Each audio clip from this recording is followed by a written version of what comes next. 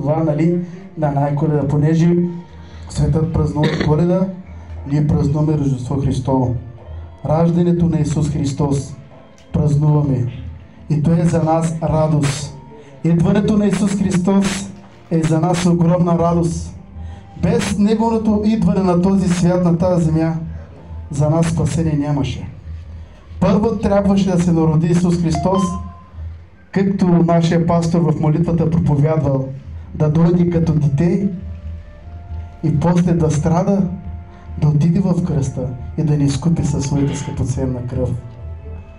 И тази вечер наистина ще разберем част от Божието Слово, времето напрегна, стихове от Божието Слово, което да разберем от Божието Слово какво иска да ни каже Бог.